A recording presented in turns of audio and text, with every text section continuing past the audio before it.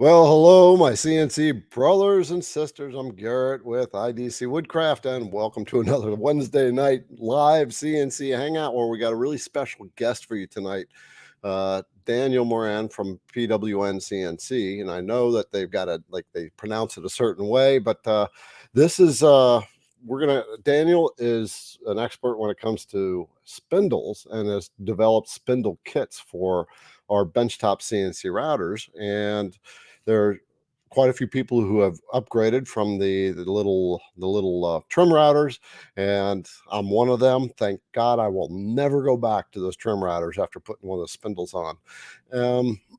So we've invited Daniel to come on board, and he is going to answer whatever questions you have about spindles and about either upgrading your machine or challenges you're having with spindles, and then we'll just take it from there. So let's first of all get some house rules out of the way so that we can take care of these little technical things, and we'll bring Daniel on. First of all, in the background here, we have our regular goddess, Julianne, who is making sure that your questions have been brought to our attention and policing the background.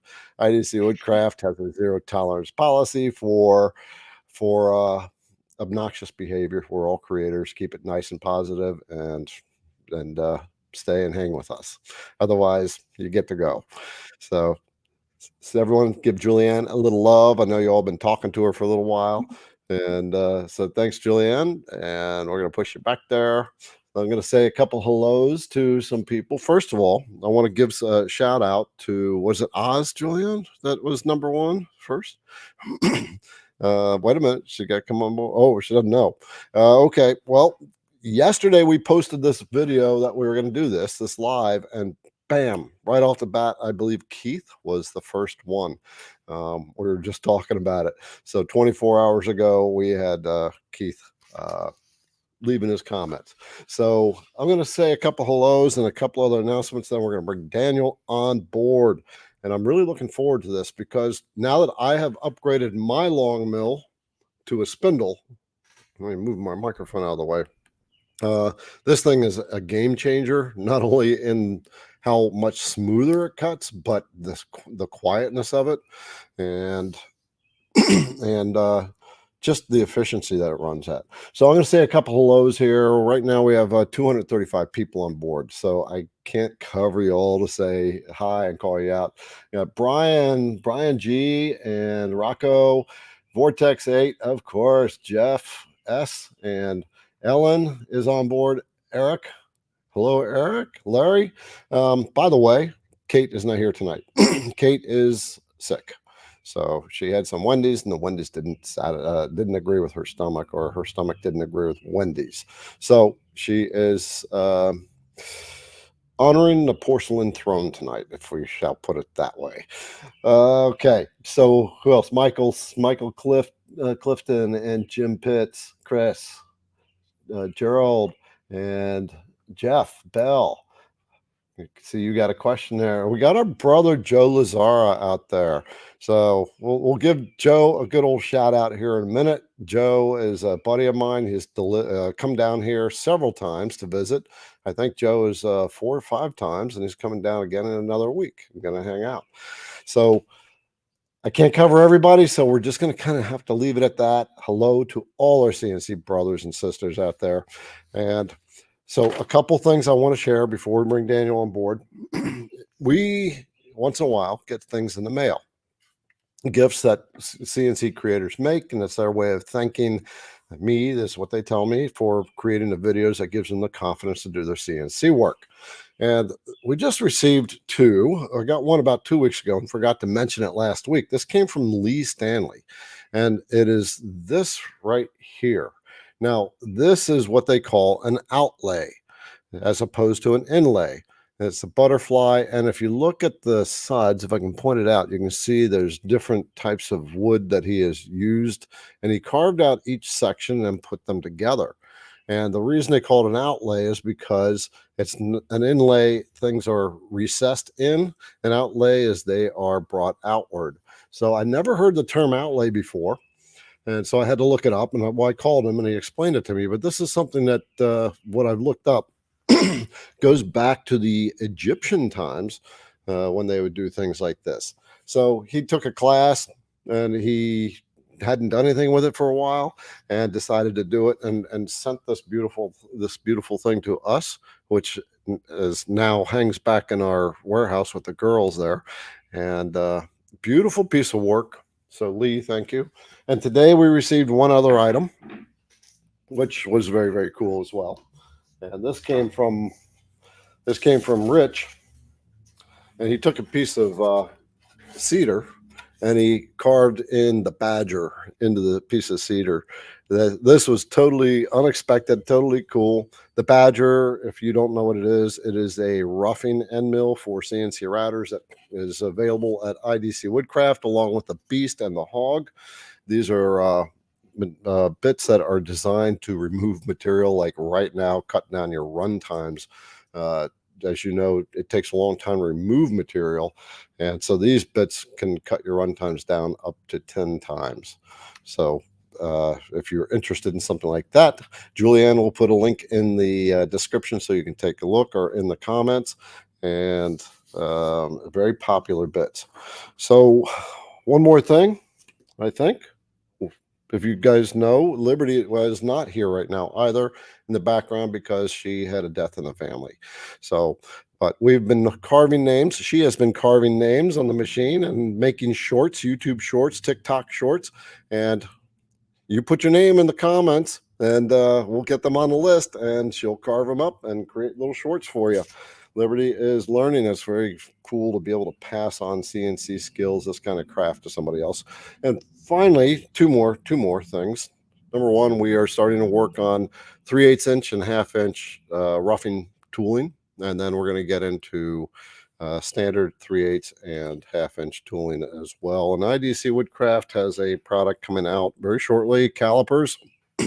So if you're on the CNC Insiders list, stay alert, because CNC Insiders do get discounts when we release new products that are branded under IDC Woodcraft. If you're not on the CNC Insiders, that's our email list, then in the description of the video is a link where you can sign up to that. Finally, get the phone app, the IDC Woodcraft cell phone app. It's free. Search on Apple or Google Android, and this app has all the feeds and speeds and specs for your router bits. And if you need to reorder some more bits or replace them, what have you, then through the app you can just buy your bits instead of having to search on the computer. The last thing is, make sure you get the checklist. Setup is the most important part of your CNC project. Make sure you get that checklist. You can get that at the IDC Woodcraft website or down in the comment section of this video, or in the description. But of course, Julianne will put a link in the comments for me. So, all right. We are going to be talking spindles tonight. And so please keep your questions oriented to spindles. We do have a couple of questions out there that are not spindle related, but if we get too many to handle, then we will knock those out that are not spindle related. So, but we'll do our best. So I'm going to bring on Daniel from PWN CNC. Hello, Daniel. Hello. And thank you for coming on board and making yourself available to help answer questions related to spindles. And again, the reason I brought Daniel is because many of us have benchtop CNC routers, and those trim routers, they burn out, they don't last, they're not designed for these type of long runs that we do, and spindles are designed for that. It's just that many of us don't have the technical ability to wire up a spindle. I know I don't. And so they have developed these plug and play systems where installing the spindle on my Longmill, I did an overhaul maintenance on it, so it took quite a while, but actually getting it hooked up was literally about 10 minutes to plug everything in and get it running. So, okay. So anyway, Daniel, before we dive into questions, first of all, how do you pronounce the name of the company? So it's I guess I talked to the teens that we have working for us, and they basically told me this is more of a 2000 time frame comment. It's called PwnCNC, like you're going to own it or dominate it. Oh yeah, yeah. it's a mid, or I guess it's a mid 2000s a gaming term. Guess they don't use it Okay. these days. Got it. Got it. And that's your company's tagline: dominate your CNC. That's right. Don't just Which own your CNC, dominate it. Yep, yep. Sweet, sweet. So, okay, so tell us first of all about your story. How did PwnCNC get started? What inspired you to develop these plug and play systems and some of the other stuff that you have available now? Sure. So PwnCNC started back in 2019 as a hobby business, a side business where back in 2018, I purchased a 3D printer, and it basically collected dust after I printed the normal toys, and everybody's got to print that. And about a year later, early in spring of 2019, I was talking to my wife and going, I need another hobby, because I was in cybersecurity, doing a lot of stuff during the day, and I needed something to relax with in the afternoons. So I saw a CNC machine and going, hey, that is interesting. It's computer related and it's woodworking, and I've got a long history with woodworking. So I going, okay, let's buy a CNC machine. And as I started using it, I kept running into roadblocks. Okay, first, how do I put this piece of stock on my bed? How do I collect the dust from it? So the first product that I designed was a lever clamps to hold my stock down. The second product I designed was a dust boot to take care of that. I purchased others on the market, didn't really like the way they worked because I loved just sitting there and staring at my CNC machine as it carved. Yeah, who doesn't? Who doesn't? Exactly. Back then, there were very few YouTube videos on actual carving. So I'm going, okay, I want a dust boot that I can film and share those videos and make it interesting. So that's when I created the under the gantry dust boot. That's actually what made us most popular. Then after a couple of versions of that, I started to realize, well, this DeWalt palm router that I was using, I had to stop working right about 8 o'clock. My two boys were young. And right about 8 o'clock, our attached garage got really loud with that horrible shop vac and a loud palm router. So 8 o'clock was like the cutoff date. And I tried looking, and I reached out to a friend, Clinton. He's involved with us. Clinton does a lot of support for us, and he's a really good guy. I talked with him, and he said, well, why don't you put a spindle on it? I said, well, how do I do that? We got electronics here. We've got, all I've seen was the Amazon specials, right? It was a motor, a VFD, some generic VFD, and you basically had to do all the soldering and everything. And I hummed and hawed over it. And about 2 months of research and figuring it out and finally getting comfortable with soldering. I've done soldering in the past. I'm a computer systems engineer. So I've done a lot of that stuff back in college. But after I got comfortable with the high voltage, the 110 volts that I needed to power my spindle, it was just a small little 65 millimeter water-cooled spindle. Once I got comfortable with soldering that and realizing that I wasn't going to burn the house down, I got really comfortable with it, developed a process, and then Clinton and I was talking further, and we're going, well, no one really does a lot of kits. There's nobody making a plug and play system that you could just buy, plug it into your machine. They'll answer any questions you need to get it hooked up if there's any questions involved that isn't documented or whatnot. And so that's what we came up with. Him and I chatted quite a bit, brought in a few other people, and yeah, it was just organic from there. And so from there, you built the system, and yep. And then what inspired you to bring it to market? So I'd already gotten into the habit of bringing products to market. By then, I think I was up to version 7 of my dust boot. So I'd already had a lot of great success with the dust boots. And we wanted to build something that would differentiate PwnCNC from others who were on the market, other creators, 3D printers, and that sort of thing. How do we bring additional value that would benefit the community?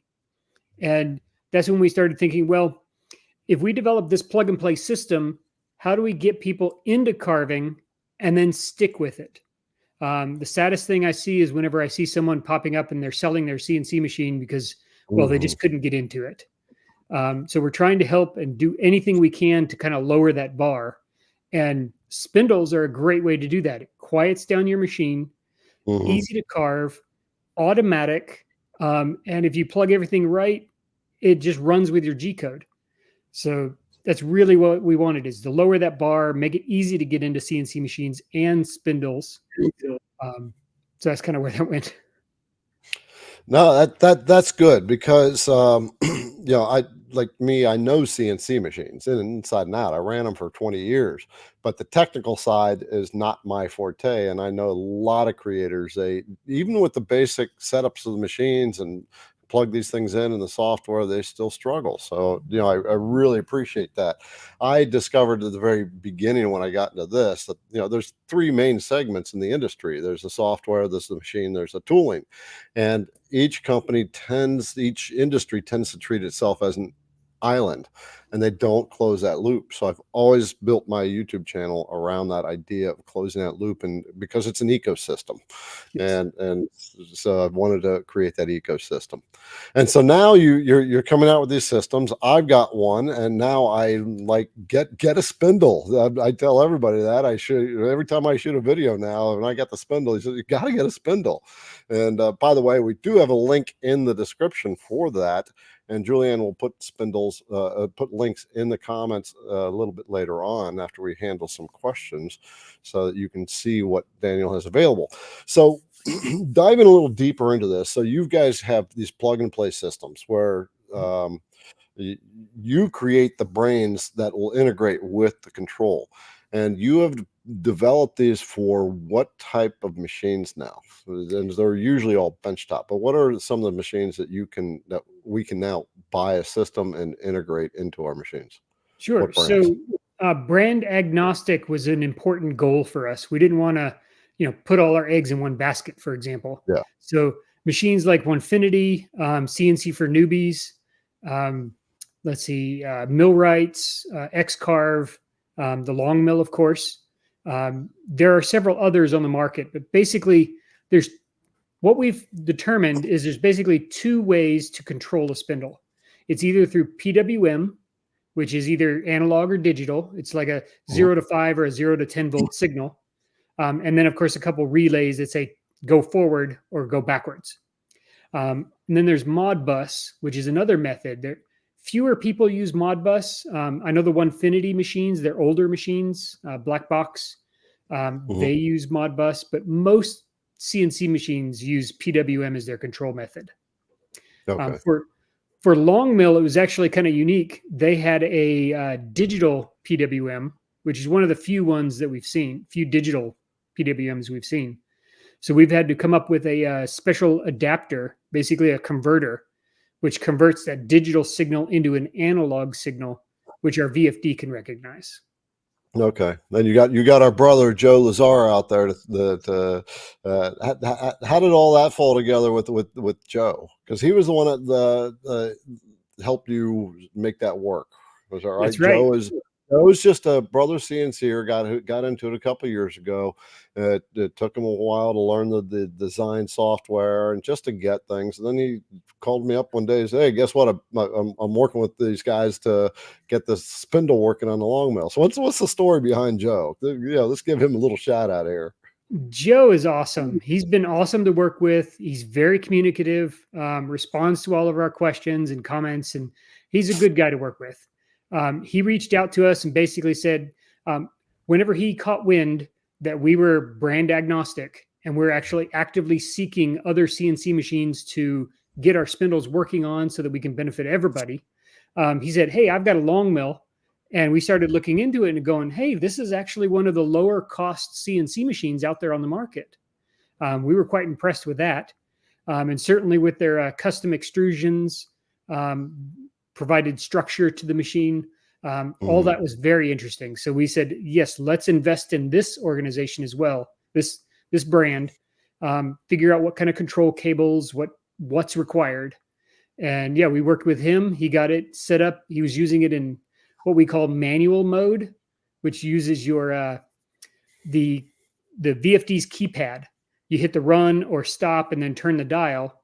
And then after a month, I believe, we worked out that it needed a digital converter. So we put together one, 3D printed it enclosure and made it just as plug and play as everything else, where you just plug it right into the control VFD, plug the control cable in, and right into the Longmill it went, a longboard. Okay. So he helped us with all of that for sure.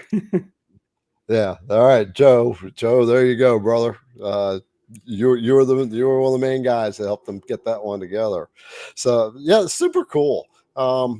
If I can just swing my camera around here. So what I have here is a water cooled kit from them. It's an 80 millimeter kit. So what that means is the spindle housing is 80 millimeter, can hold a bigger motor. And then I got water lines running through my drag chain that goes underneath, and then this is the VFD. All right, so the VFD is variable frequency drive. How do these things work? They just convert. How do they work? What does a VFD? Explain that to our So brothers. there's two models of VFDs. There's a 110 and a 220. Both of them can support up to the 220 can go up to 2.2 horsepower or 2.2 kilowatt, 3 horsepower motors.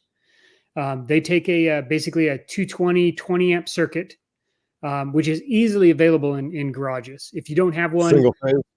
Yep, it's a single phase. It's real cheap to install. Just an electrician, usually about $400 to $500 depending on your location. The other method is 110, which can go up to 1.5 kilowatts or 2 horsepower motors. We typically recommend putting in a 110 20 amp circuit, but really those motors basically require about 12 amps of power. So if you have a dedicated 110 15 amp circuit, you're totally fine. And pretty much every garage has got that. Yeah. Okay. What's the difference between you got the 2.2 kilowatt and the 1.5? So what's the difference? Just the amount of torque that it can apply? What? Yes, the amount of torque, and yeah, that's about it. The power supply or the power available by most customers is basically 110. Especially if you're renting, you can't install other circuits. So 110 is kind of your limitation. But if you do have the ability to add circuits, 220 is definitely recommended, especially if your machine can support it. All right. That's 220 single phase. Yep. All right. So we've got 35 questions sitting out there, plus that one question in the background. So you ready to start diving in, getting center stage, brother? Go for it. All right. And by the way, just before we dive in, I met Daniel in person a couple weeks ago. We were at Workbench Con, and they brought their equipment down. They've got a tool changing system now that you can get, but we'll talk about that a little bit later. And it's just good to meet him and some other people. We have because of the Workbench Con, we got a lot of people that were lining up to come on board to be special guests, like Hamilton. We're going to bring Izzy Swan on, and quite a few others. So, all right, let's dive in and handle these questions. So make sure on your questions you put the word question before it. It'll help. And it looks like we're piling them up. So let's try to keep them towards spindles. Let's bring in Joseph first. Question for you, Daniel. Well, most of them are going to be for you, brother. How does the upgrade process go for the new ATC and cost? I just received a spindle kit last month, and I loves the whole thing. Also, do you work with new creators with reviews? So, first of all, talk about the ATC unit that you are that you brought out. I'm going to bring that up real quick on your website so you can see what ATC stands for. Is automatic tool changer. Most of us, almost all of us, have to change our CNC router bits by hand, and an ATC is a system where the machine will do it through the G code. So let's see if I can find that one, and I think that's it. Yeah, is that ATC showing up? Yep. Okay, so the ATC, you can see right there, there's several tool holders, and then you have some side components or whatever. There's got to be some places where those tools will be sitting in. But so talk about the ATC system, and So then you can handle the question. yep. So the ATC was something we were asked about literally like the same day we released our spindle kits. This was back in 2 years ago, 2021, I believe, Black Friday 2021. We were instantly asked about ATCs. It seems to be a goal that everybody wanted, and I completely understand. These things are really cool. You can either use it as an MTC or manual, and all you need is just to push a button.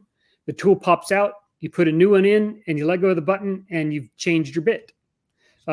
Now, each tool holder, you still need the 2 wrenches to put the bit in. So you get a bunch of bits and a bunch of tool holders, and you put them all together. And that way, whenever you go to actually do tool changes, it's just a single button. So we did a lot of research into trying to figure out how we can bring that to market. We were looking, and each of these ATC motors were easily in the $1,700 to $2,000 just for the motor. Not to mention So all literally a motor as opposed to an air release. It is an air release motor. Oh, okay, So, air motor.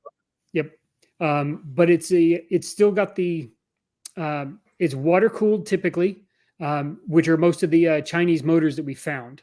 We've worked with our manufacturer, who we had a great relationship for a couple of years, and buying enough volume from them, we were actually able to convince them to actually come out with a motor and say, "Hey, we want these features.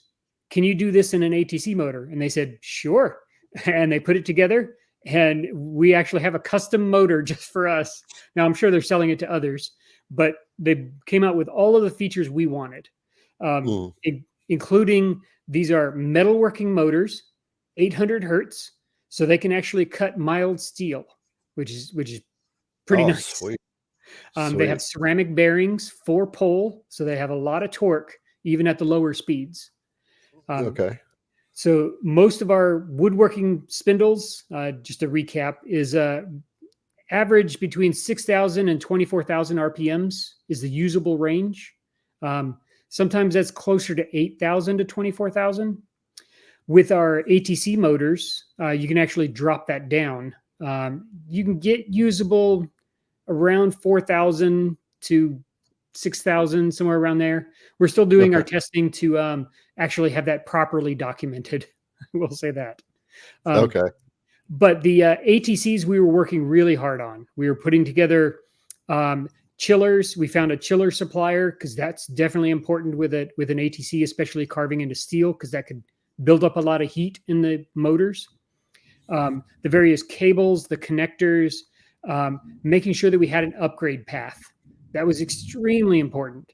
We've sold, I believe it was 1,200 spindle kits last year. And we did not want to leave anybody in the dust, right?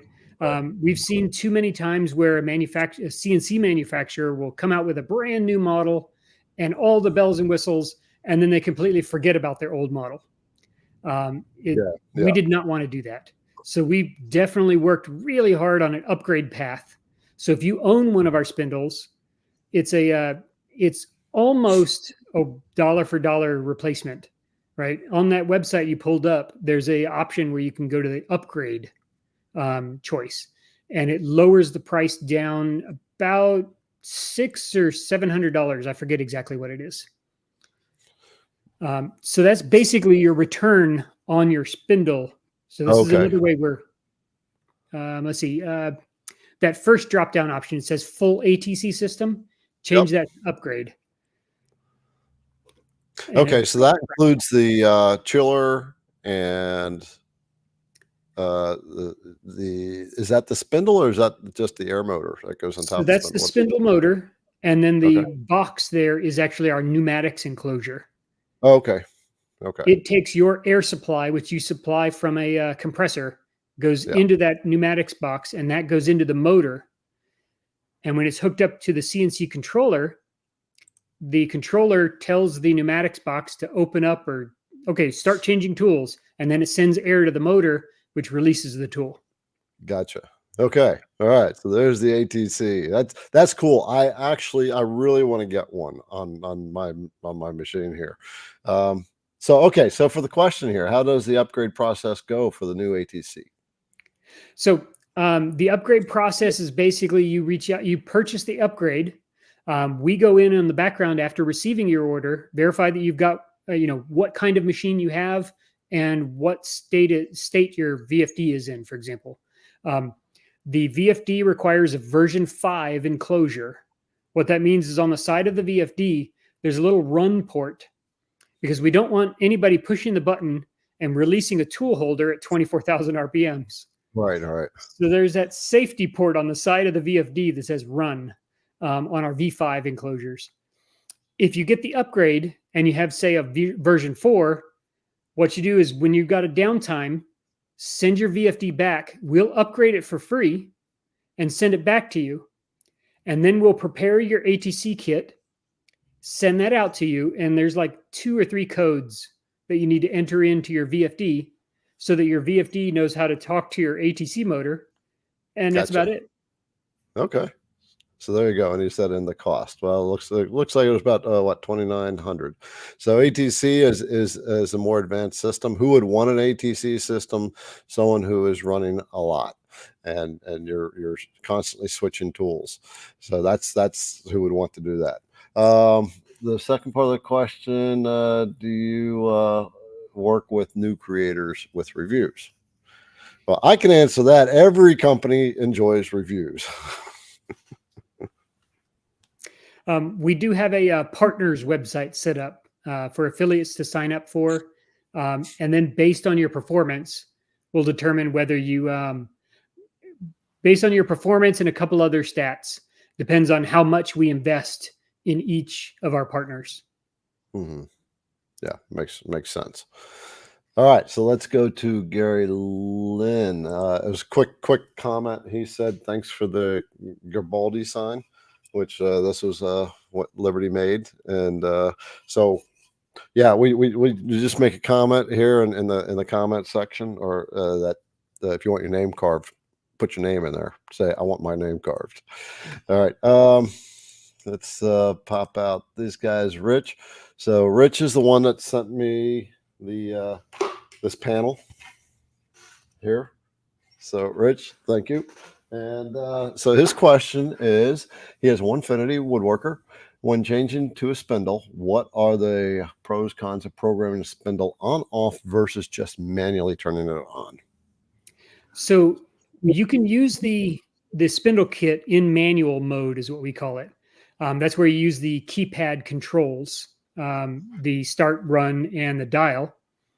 That is almost exactly the same as using it like a palm router. Right. So we're talking about this guy right here, right? Yep. And so that sorry?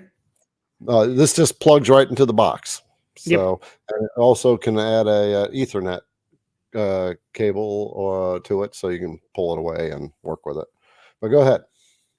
Many people use that, especially whenever you want to do a little surfacing or something like that and manually jog your machine around, or if you haven't invested the time into making it automatic. Many times there's some software changes that are needed in order to use the spindle in automatic mode. I'm thinking through my head as I look up. The automatic mode has to communicate with the CNC controller. So basically it's a communication between the two. The CNC controller or the software, in the case of Longmill, it has to know that it has has a spindle attached. Therefore, it knows how fast the spindle can go, because there are many spindles that are like 18,000 instead of 24,000 is the maximum speed. The CNC controller or software needs to know all this statistical information to know how to talk to the spindle. Once it does, then M4, M3, and M5 commands function properly. Those are G-code commands. Yeah, yeah. The And M4, M3, M5, these are spindle on and off commands. And M3 is turn the spindle on clockwise, M4 is turn the spindle on counterclockwise, and M5 turns your spindle off. and most CAM softwares will automatically put those values into your G code. So long as you define when you're defining your bit and how fast you want it to run, those commands are injected into your G code when you save it out. And if you look for the M3 or the M5 command, certainly the M3 command that says start and go forward clockwise, usually there's an S command followed it along with the how many RPMs you want it to run. And if you say, hey, run 12,000 RPMs on the Longmill, it'll send out a 2.5 volt signal over the PWM, which tells the VFD, hey, run at 12,000 RPMs. Okay, so is it the voltage that's determining the voltage output that's determining the RPMs? That's telling the VFD. That's how it's talking and saying, I want to run with that. Okay, my unit has the auto/manual switch, and I'll switch to manual, like you said, if I just want to do something. If I'm like I just installed the this little guy right here, which is a flow indicator, which I suggest that someone emailed me and their pump stopped working and they didn't know it. And so their unit overheated. And so I said, okay, well, I'll get that. And so I just installed it. I made a little 3-minute video today to say, just get the flow indicators, $21, and it can save you a spindle. I'll get a link for that here and I'll put it in the comment section. All right. So there you go. We got Dirk said, question for either me or you. When you change to a spindle, can you or should you increase your feed rates? If so, how much? I would say you don't need to change your feed rates at all. There's two independent things. The feed rates are based on the router bit capabilities and how it can perform through materials. And so you still go with the same feed rates. Yep. All right, Ed. He has an air-cooled spindle that came with your Shapoko 4x4XXL that he purchased used before he came across me. LOL. Is there any difference between the water other than the noise? It's a good question. So water between water and air cooled. Yep. So the noise differences between, I know that he talked about other than noise, but I'll rehash the noise first. The noise, there's about a 10 decibel difference roughly between the air and the water cooled spindles. The cooling efficiency of water cooled is much better. So if you're doing aluminum carving, or if you've got one of the metalworking motors, it's certainly a water-cooled spindle. But the buildup, basically, when you have to push more torque into the motor, when the spindle has to put more torque into the bit in order to get it to turn through those denser materials, it can build up a lot of heat. And that heat is dissipated much more efficiently with water-cooled than with air-cooled. With air-cooled, you've got a jet of air that's coming from the top of the motor and then blasts out down towards the bit. This has a tendency to spread material around. I know when I was carving with aluminum, I definitely do not want that aluminum dust, the shavings, that gets everywhere and it sticks in fabric. You don't want that just blasting everywhere. So a water-cooled spindle is definitely good for that situation. And of course, again, that decibel difference, once you put it into an enclosure, it's negligible. But having a water-cooled spindle, turn your shop vac off, and if it's in an enclosure, especially for those 10-hour 3D carves, you can barely hear it. Yeah, it doesn't make much noise when we're making these things, right? So I've done cutouts with it, and with a compression bit, it does get quite a bit noisier, but that's from the bit itself. By the way, there is Julianne. You can throw the link in there for PWN if you want to take a look at this. at their spindle kit, then Julianne's going to put a link in there. And IDC Woodcraft does have a discount code, which I will normally keep for CNC insiders, but since we got Daniel here, we'll throw it out there. You don't care, do you, Daniel? Nope, Okay, I'm going to type it in, and that gives you 5% off. So, but I will ask you to use my link if you make a decision to purchase that thing. So we got another question from Dion. Dion, good to see you, brother. The PWN ATC video showed Z-axis being zeroed out with the first bit. The other bit changes did not need to be zeroed. What are the tool holder bit lengths? Where are they stored? In Masso or Xcarve Pro? So that's a great question. To rephrase his question, you have multiple holders and you have router bits sticking out of those holders, and each router bit is sticking out a different length. So somehow the unit needs to know what that length is. It's what we call tool offset. And so there you go, Daniel. It's a really, really good question. It is a good question. So in the video that I showed, it was definitely not necessary to zero every single bit that I changed to.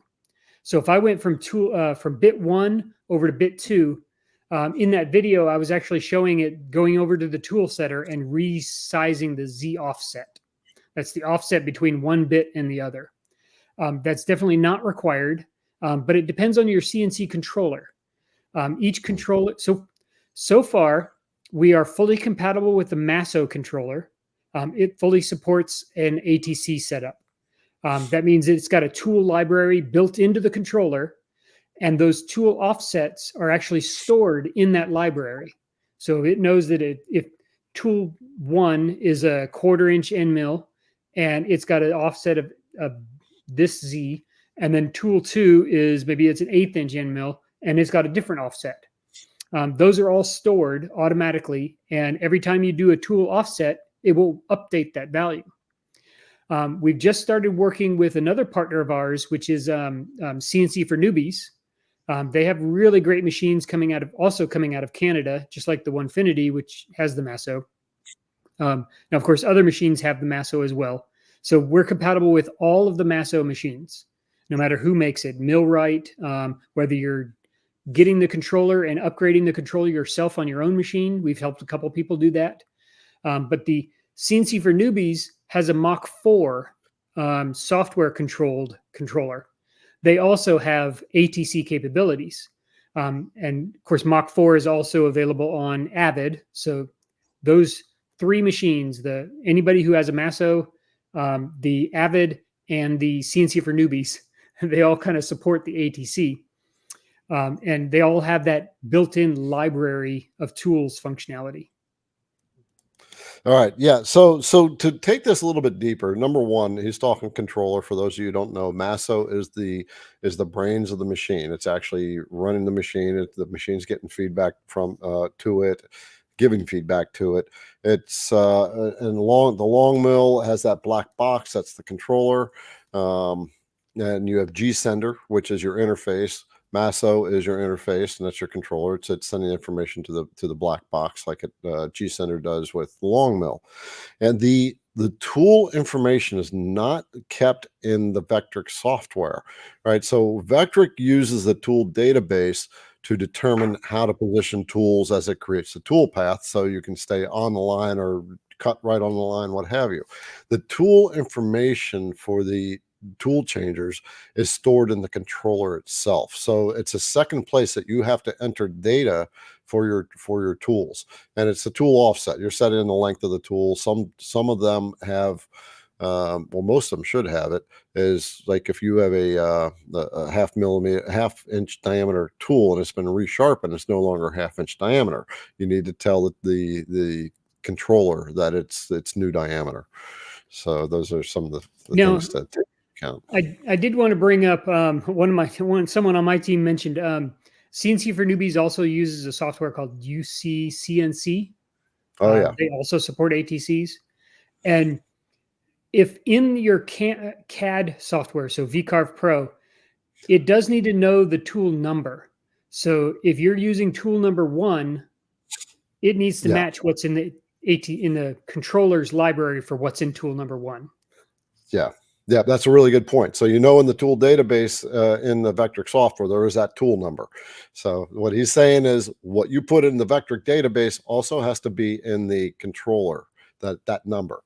That's why the IDC Woodcraft database, one of the things that I did was every single tool in that has its own number so that you don't run into those conflicts. So if you don't have a database downloaded yet or you're entering them manually, all the IDC Woodcraft bits are available on a database for you for the Vectric software for CarveCo, Fusion 360, and Carbide Create.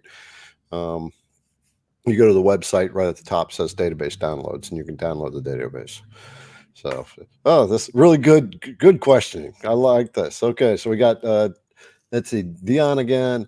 Daniel, is the CW3000 chiller radiator cooling that you offered capable of keeping the spindle cool over a long period of time?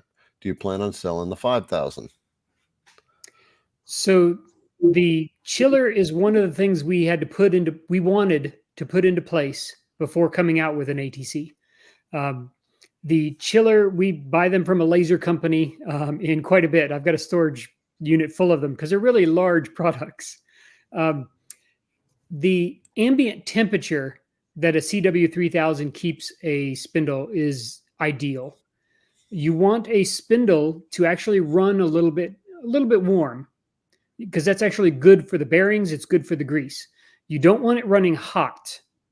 So a 3000 keeps it at ambient temperature, but if you're running your machine in a non-conditioned garage, let's say with the garage doors open or whatnot, and you've got 100-degree weather out there because it's blistering hot, a CW5000 is certainly possible, but you have to be very careful about what temperature you set it to. What you want is you don't want it set to a temperature that's too far off from what the ambient temperature is. Like if it's 100 degrees outside, you might set it to like 85 or 90. Because if you set it too low, it could build up some condensation on the motor itself. And what you don't want is that condensation building up on the inside of your motor. That can quickly rust and damage certainly steel bearings. But yeah, that's a concern. We are looking into the CW5000, selling that. The first thing before we even do that, we're actually going to be coming out with some inlet cables and try to link the chillers into the controller so that there's an actual plug and play chiller. So you get a cable, you plug it into the chiller. If the chiller is not running or it's alarming because it's a blockage in the lines or something, it'll actually alert the controller. So that functionality will work on both a 3000 and a 5000. But yeah, right now we're focusing on the 3000 and we are looking into the 5000. All right, cool. Yeah. So a chiller is actually, it's a refrigerator. Basically you got water pumping through it and it's managing the temperature of the water is running through it. So I've got one over there for my laser. Okay. Phil McCarthy. What's going on, Phil? Question: when talking about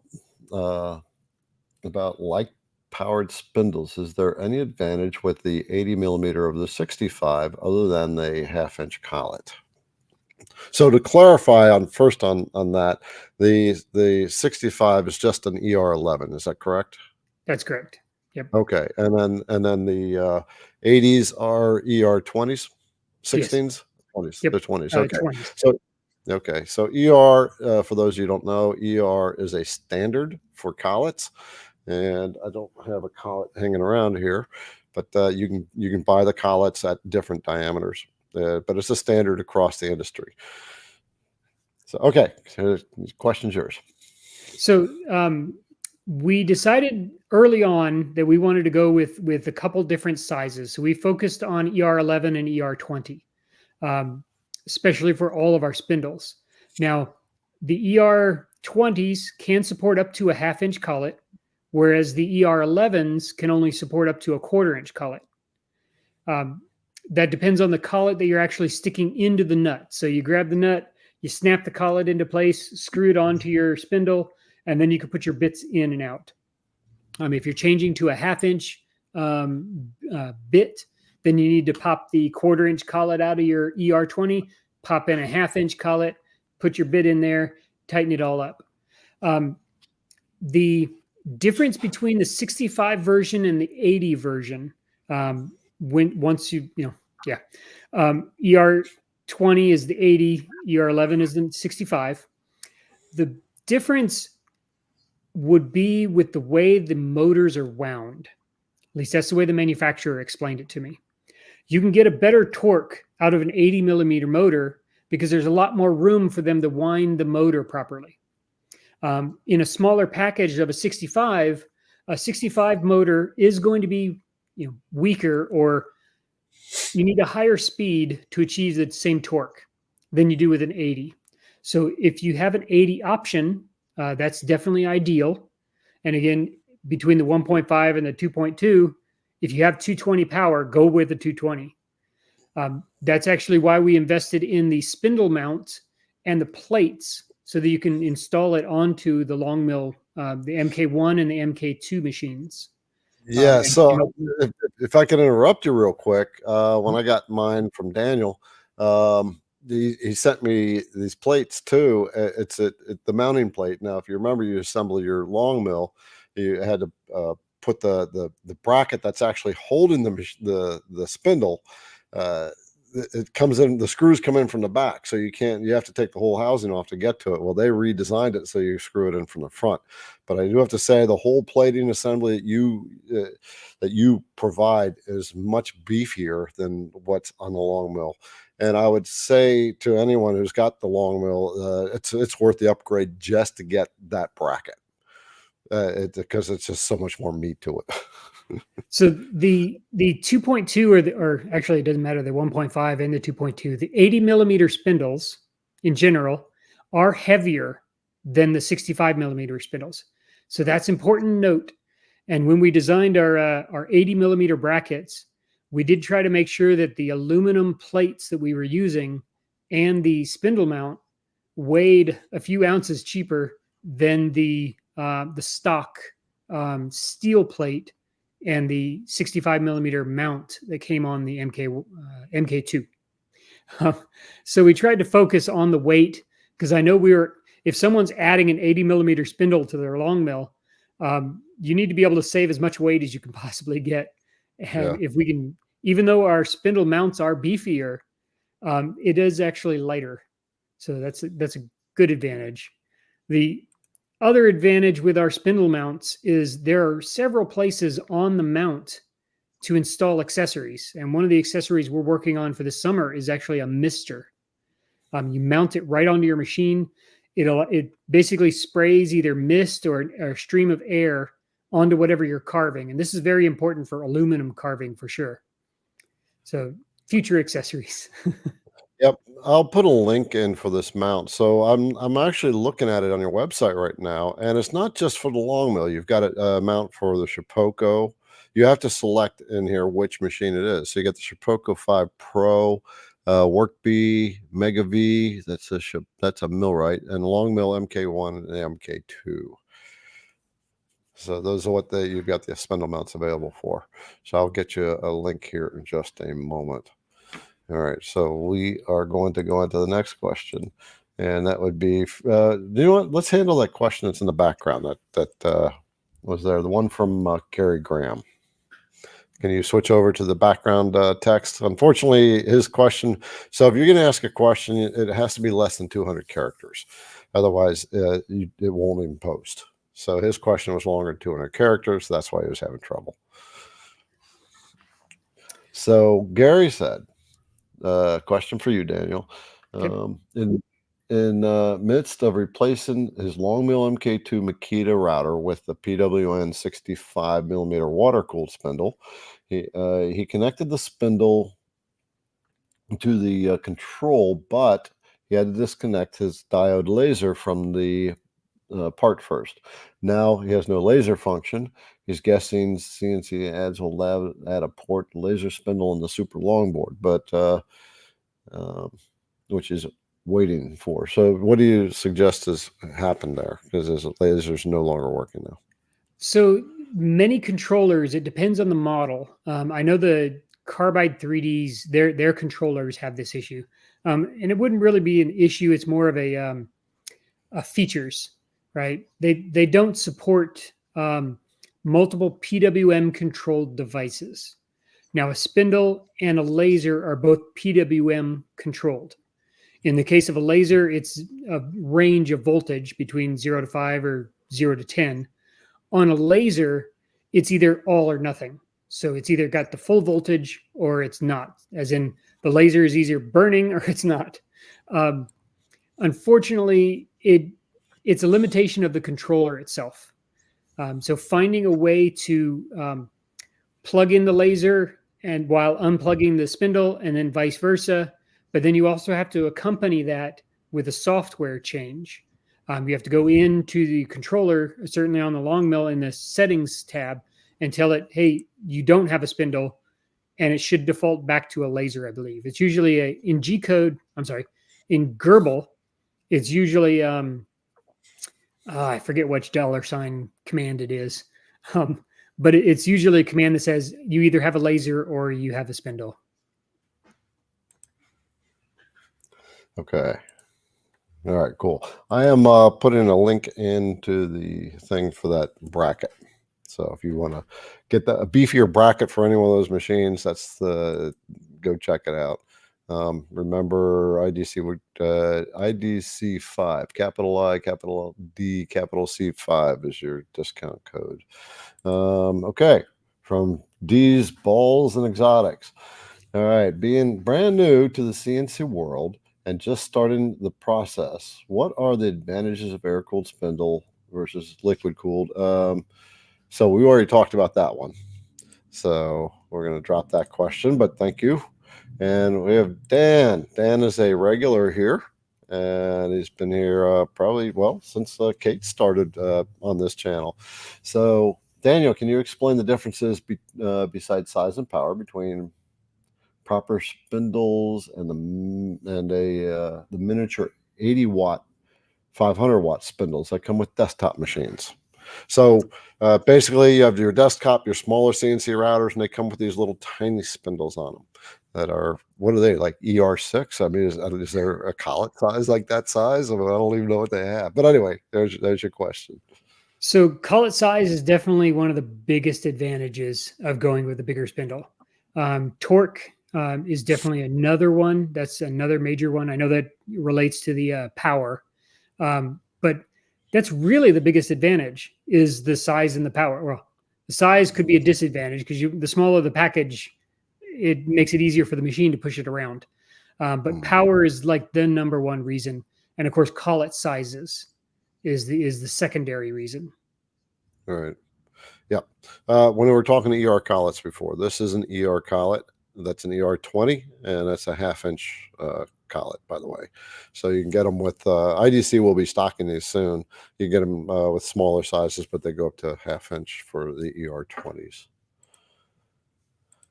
Thank you, Dan. And looks like Dan's going to have another question coming in there. Paul, the Longmill has such small diameter lead screws. He's wondering if that affects the spindle usage in any way, especially in the increase in weight. So I can answer that. So one of the things that I did with the Longmill was I cheated the system a little bit, went into the firmware, and it sped up the stepper motors. And so I could have a faster rapid rate.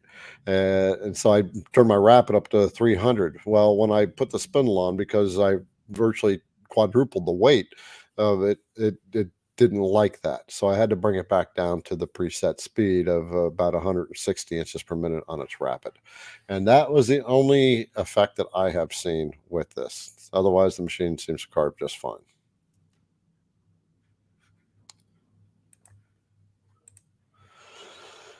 And here comes Dan again. All right. Is there anything special about the power requirements of 220 spindles? Okay. So we talked about the 220 voltage before. Or can they be run from a household 220 outlet, such as a dryer or an oven? So he's talking about the big 3-prong outlets that carry a lot of amperage. These have the little smaller ones, right? Yes, these we tried to make sure that it was easily installable if you were going to install a 220, but we use the L620R receptacle. So if you have that in your garage, it's pretty easy. It's the locking style. So you push it in, turn the plug, and it kind of locks into place. We didn't want that vibrating out or being pulled out accidentally, and then losing power to your spindle. So push it in, lock it. That's basically the only requirement. These types of receptacles are typically require about 20 amps of power. But also know that our 220 spindles only require about 10 amps of power. So it actually requires less power, less amps than a 110. But yeah, on that L620P. Okay, so this is the outlet here. Yep, that's the one. Yep. All right. Cool. All right, another variation to answer. So we're getting some good stuff going on here. We got Stefan. Initial cost for water spindle. Oh, so those are all listed on the website. You just go to the link. Julianne, will you put the link to that again? But I think you've standardized the cost across the board for the spindle kits, didn't you? Yep. The between water and air, I think it's like a $50 difference. But there is a secondary cost to the water cooled. So I do want to bring that up since he brought up cost. Oh yeah. We send we offer two different types of cooling systems, either a submergible pond pump or a chiller. If you get the pond pump, you're going to need to get yourself probably a 5-gallon bucket at a local hardware store. And for both the chiller and the pond pump solution, you do need coolant. So obviously we don't want to be shipping heavy, gallons of liquid. So we do ask that you get that locally. Personally, I run a submergible pond pump on my at home in my system. I use a 4-gallon bucket and actually leave it up high on a shelf. And what I fill that with is basically window washer fluid. My garage is conditioned, so I keep the temperature roughly 72, 74, depending on summer or winter. But the window washer fluid is the main goal of that is just to prevent stuff from growing in the water. Every year and a half, I'll replace it. But window washer fluid is like 99 cents a gallon from Walmart, which obviously is here. They're based here in Arkansas. But in the chiller, I'm actually running distilled water. It's what's recommended by the chiller, but I can run window washer fluid in that as well. If you use water, you're going to want to replace it more often, just to make sure that nothing's growing in it. But yeah, that's the main goal. If you've got an unconditioned garage or you're up north, the recommendation is sort of a mixture of antifreeze and water and distilled water, just like you would a car. Right. So I did a video a couple weeks ago about the installation of this and everything that you need. So there were because I had the water unit, there were some additional features I got. First of all, I got the little pond pump, and but I had to go out and buy. I got a 5-gallon bucket from Lowe's and got the lid with it. I actually followed Joe Lazzaro's instructions because he already went out and got it. I had to buy a bigger drag chain for the machine to run the water lines, and I had to get some grommets to run the hose and make them stick in the pump. A couple other few minor things. That's all in that video. Julianne, will you get that video up, please, and link that in the comments and also in the description of the video. So I did see someone was on Facebook. So anyone who's on Facebook, come over to the IDC Woodcraft YouTube channel because that's where a bunch of people are talking and sharing their information, asking the questions. We can see you, but you don't see everybody else talking. So recommended coolants for spindles. That's the next question. So that's what I did. I just made mine 100% window washer fluid. Yep, and I did the same. Yep. I did receive an email from someone who decided to go to water, and they started to get stuff growing in it. So they went back to the windshield washer fluid. It's cheap. It works great. All right, Jen, sister Jen. So before I go on, Jen is part of the Facebook group Women Who CNC. Kate runs that. It's a women only Facebook group for those who CNC. So if you are female, you're getting into CNC and you want that space where you just want women only, go to Facebook and find Women Who CNC, that group, and answer the questions, and Kate will let you in. No men are allowed. So that's yep.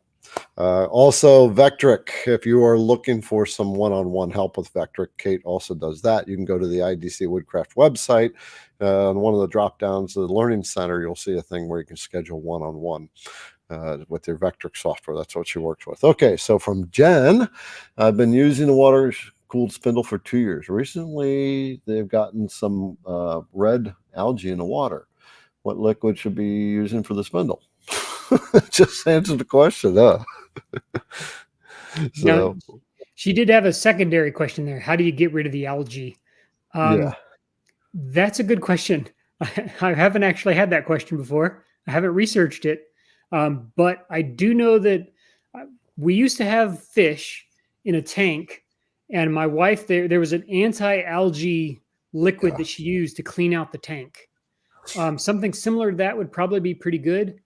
But if you did that, make sure you rinse the inside of the spindle well before putting your window washer fluid in there. But you should change your fluid every year and a half. Yeah. When I was setting up my chiller, I was talking to Louisiana. I can't remember what his name is. But he does a lot of video on light burn. And he said, get that fish stuff. I'm looking for it on Amazon. And he said, just put a couple drops in it. And, as you're filling it up, and that will take care of it for a long time, especially since it's a closed system. So there's a thought for you. Now, we got lots of questions. They keep coming. We have 26 questions we're sitting on right now. And this is from Dan Miller, sorry. Is it okay to use water chiller for the spindle, which we just talked about? So we've got that one. So on that note, what is your thought with palm, the little pump versus a chiller? What would you recommend if someone said, which one should I use? So if I know money is an object and the pump is a lot cheaper than the chiller. So if money is an object, go with the pump. It's more than sufficient to cool the machine. If money is not an object, a chiller is definitely recommended. The main goal of the chiller, or main advantage of the chiller, is it's got a flow sensor. So if the flow stops, it will actually alarm. And there's a very loud audible alarm coming from it. Not only does it alarm, but it also has an alarm output, which I mentioned earlier, we're going to try to wire that into the controller. So keeping track of the flow is important. If you've got a pump, something like what you did on your machine there, a little flow indicator, something that you can look over and make sure that it's flowing, is what's important. Mm-hmm. All right. I just had another question pop in my head and then just slipped back out again. I'll have to remember to write it down next time. We got Caesar. Daniel, is there an upgrade exchange for standard PWN CNC spindle to the ATC spindle? So you just talked about it, but maybe you can refresh real quick on that one. He may have jumped in late. For those of you who have jumped in late, we're talking to Daniel from PWN CNC. It's called a PwnCNC. Yep, PwnCNC. And they have spindle upgrade kits for your CNC router, which are plug and play. And I have one on mine now on my Longmill. I've got an 80 millimeter unit, and I can't tell you how much I will never go back to the palm routers. I just will not go back to them now. I do have 2 other Longmills that have the palm router, so we're gonna have to upgrade those as well. But I tell you the difference. Also, one of the other differences with the spindles versus the palm routers that they have, the Makita or the DeWalt, is the type of motor you got in them and the way they're built. So palm routers don't have the quite the precise bearings that the spindles have. Spindles are designed for the long-term runs, whereas the palm routers are not. And if you hang around Facebook enough, you will see smoking palm routers. I've had mine burn out on me a couple times now, and then you have to go out and buy a new one. And so these are the other advantages. Are much quieter. They have a much greater lifespan. And the reason companies put the palm routers is it's cost. It's a quick way of making these machines work. They do work, but they when I started cutting with the spindle, it cut so much better than the palm router. I didn't even realize that I was getting bad cuts off my palm router until I put the spindle on the darn thing, and it was a night and day difference all the way around. So yeah, cover briefly again on the thing. Sure. So we do have for an upgrade path. That was very important from us from the instant we started releasing the ATC. We wanted an upgrade path, and there is a noticeable price difference between going from our standard spindle system to the ATC. This is the way we're giving back to our loyal customers who are coming back for more products to dominate their machine. Good way of putting it. Yeah. Hey, by the way, PWN has, I'm sorry, I have this habit now calling it PWN, but they've got a YouTube channel. Julianne will link that, and she'll put it in the comments. Also, subscribe to IDC Woodcraft. I'm bringing a lot of other specialists in our industry. We had Ray Kinman on board. Ray is a master hand carver of wood, and so his expertise is finishing, and he's going to be coming back. And we're going to bring him in next month. Have we figured that one out yet, Julianne? Next month? Oh, this month. Oh, wait a minute. I got to bring her on. When is Ray coming? She's doing all the scheduling. Ray's going to be on the last Wednesday of this month. All right. So Ray Kinman, thank you, Julianne. And so yeah, subscribe to the channel, like the video if you're finding that you're getting some information here. Subscribe to PWN's channel, and then if you decide to go with Spindle, the links that Julianne has been putting in is an affiliate link for me. So I am part of their affiliate program. It'll give me a little bit of credit. I'll be able to buy a burger and a beer if you go make that transition. So use the discount code capital I, capital D, capital C, number 5. All right, we got Jeff. Is there an entry-level unit for a small business startup? So that's kind of a vague question. I don't know if he's talking about CNC router all the way around, or how would you read that? I would assume it's a spindle. I would suspect he probably already has a CNC machine, and because I know spindles, you mentioned all of the benefits of upgrading to one. We have a variety of models, and they're typically anywhere from, I believe it's $850 up to $1,000, depending on the model that you get. Okay. These are our entry-level models. We have a lot of support. We help everybody from the right when they get it to getting it up and working in automatic mode, so they can actually run it on their machine. We do have a full support team. Chris is one of the guys on running our support infrastructure. I'm helping when I can. So if you call or email support@PwnCNC.com, you may get a response of, "Hello, this is Daniel. How may I help you?" Because I do help out quite a bit. Very cool. Yeah, I just want to demonstrate real quick that how quiet these things are. I'm going to move my microphone about as close as I can to the spindle, and I've got it in manual mode right now, so I'm going to turn that on, and it's coming up at 17,000 RPMs, and so there it is at full speed right there. That's how quiet these things are. It's so nice, especially for someone like me, who I have to wear hearing aids, and I have to be careful about noise. So, yeah, every time I turn it on, it's like, this is so much better. Okay. So from Stefan. Oh, by the way, we've got 23 questions out there in the queue right now, and we are going to cut off questions as of this point because this is going to run us out till 10 o'clock. So, Stefan, I have your PWN CNC ATC on order coming this month. Congratulations, brother. You will be mainly milling epoxy and 360 brass. You will be using it on the Onefinity Elite Tournament. Can you use a Masso 2NM steppers? So the answer is yes, absolutely. I have funny enough, I have the very first Onefinity Elite machine. Mark himself sent it to me whenever we were working out how to connect spindles up to the Elite machine, to the Masso controller on the Elite machine.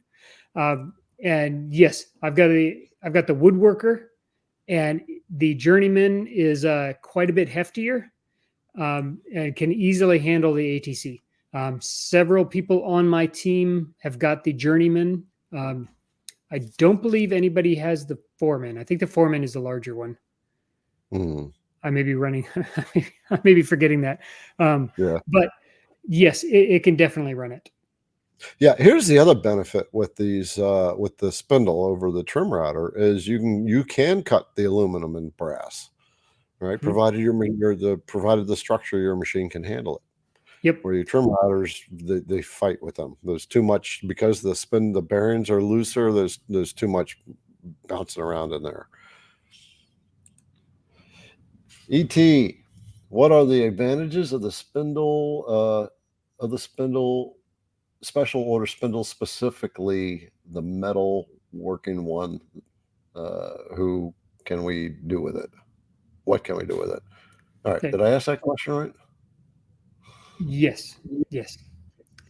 So the majority of the motors that we sell are woodworking motors. What that essentially means is there's two magnetic poles inside of a motor, inside the motor. And it allows you to run the spindle at slightly higher speeds so that you can get 8,000 to 24,000 RPMs out of it. That's sufficient for pretty much all the woodworking requirements. When you start working with metals, you'll want to, the number one desire is certainly adding threads into a hole. You need lower RPMs to do that, as well as other metalworking carving requirements. So our metalworking motors, there's so many words. The metalworking motors they're 4-pole, so there's a lot more magnetics inside of the motor, which allows it to run faster run with higher torque at lower speeds. So you achieve that along with our reverse for adding threads and that sort of thing. So that's the main reason for going with a metalworking motor. Yep. And that's a good point. So I mentioned aluminum and brass. I want to be careful with that because, like you said, with metals, you don't want to be running at 15,000 or 10,000 RPMs. They're designed to, it'll overheat your bits too quick. So, and it's just much harder materials, especially when you're moving into steels. Ron Mackenzie, what size spindle would be comparable in power to a trim router? So I've often compared a trim router as an 800-watt spindle. Now with the 65 millimeter 1.5 kilowatts, those smaller motors, your trim router will have pretty much an equivalent torque rating. So even though the Palm router is 800 hertz or 800 watts, comparison to a 1.5 kilowatt spindle, the smaller spindles have about a roughly the same torque. With the 80 millimeter motors is when you're going to increase your torque because of the better winding of the motor. So comparable to a spindle, it's an 800 watt spindle, but it's comparing the torque, it's more like a 1.5 kilowatt spindle, the 65 version. Okay. All right. So the torque that the Palm routers put out is about the equivalent of the 1.5. Okay. Yep. Kilowatt. Yeah. This is a question. So when they talk about like the Palm routers are talking in horsepower and spindles are talking kilowatt. And so how do you take the kilowatt and convert it into horsepower? So it's pretty standard that a 2.2 kilowatt spindle is roughly a 3 horsepower motor. Okay. With a 1.5, that's a 2 horsepower motor. Okay, cool. Just got to park that number in my head. All right, got it. We got Mark. Hey, Mark. Does Vectric automatically integrate VNC into your G code? So yeah, that's a good question. So when you're upgrading to a spindle, right, your post processor should punch in spindle on commands and the spindle speed commands. If not, it wouldn't. Your machine wouldn't turn on. But what I had to do was I had to modify my post processor for a pause command right after the spindle on to give the spindle time to wind up. With the trim routers, you switch them on and boom, they're right up to speed. But a spindle takes a few seconds to get up to speed. And if you don't have a dwell in there, they can start moving into the material while it's still winding up, and it may not be at its proper feed rate, and that can break your bit. I did a video, Julianne, find that video please, about the G4 command and how to modify your post processor. And Daniel, you can any more to say on that? I can, yes. So our default programming on the VFDs, we basically have a 6-second ramp up curve is basically what it is. If you ramp it up too quickly, the VFD will error out because the spindle can't get up to speed fast enough. So what we've set it at is 6 seconds by default, but you can tweak that setting a little bit. And depending on the winding and the quality of that particular motor, it varies a little bit. Some of the motors that I've seen, I've been able to get it down to about 4 seconds ramp up speed. But many of the controllers, certainly like the Masso, it actually asks you, hey, what's the ramp up speed for your spindle? So that's where they build it in. And many more software and controller companies are starting to take note of that and add that feature. Okay. Yeah, so I set my dwell time to 5 seconds. So should I push it up to 6? 6 would be safe, yes. Okay. I will change it to 6. 5 to 6, you're talking maybe 100 RPMs difference. Right. All right. Where are we at now? We're coming towards the bottom of the hour, so we still got 20 questions sitting out there. Again, we have Daniel from PwnCNC. They make plug and play spindle kits for the benchtop machines, and it's like night and day when it comes to the trim routers, the upgrade. I really enjoy it, and I'm really enjoying getting the knowledge that you're sharing here. That's always learning something. Before we move on, a couple calls to action. So IDC I put out this this checklist, right? This is a setup checklist. So when if you've ever had your project move on you when you're carving, or you forgot to turn your router on or something like that, that's what this checklist covers. It covers everything during your setup, and make sure you double check everything on your setup before you ever hit the start button, because most of us already know it's no fun to have an accident happen right in the middle of the project, or right when you start it, and it dives in and breaks your router bit. So Julianne will put a link in the comment section for you to get this. It's free. It's for you. And it'll also be in the description of this video as well.